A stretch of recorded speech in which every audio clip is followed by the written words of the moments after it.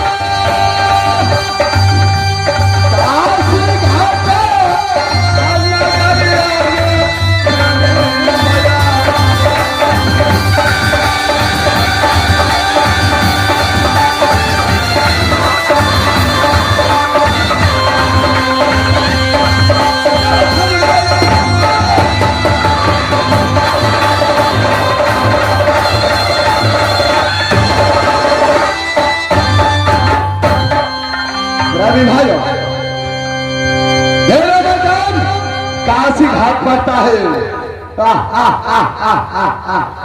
परंतु मेरा हीरा कालूडोम पड़ता है। भाइयों, ये एक समय की कहानी है जब जादवपुर किला से राजा राम सिंह आया तो ये काशी घाट को ठेका मुझे दिया। मैंने ये काशी घाट को मैंने ठेका लिया हूं। आज 12 वर्ष गुजर चुका है ये काशी घाट में, अभी तक एक लाश नहीं आया है। सबसे पहले मैं मंत्री को बुलाता हूं, उसके बाद सोचा जाएगा।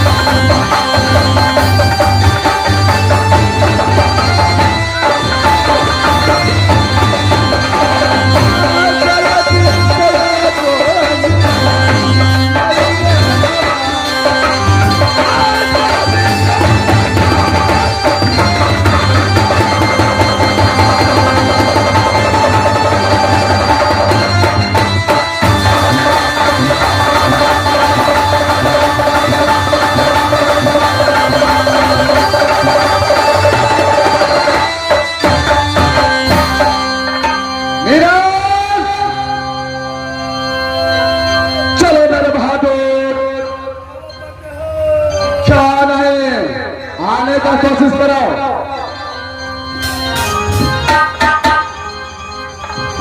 धोती के उठाई भी भेले, अब पदगुंडी के चले ना, अठारे करे लगी करे, घोड़े के सामने ना फंसा।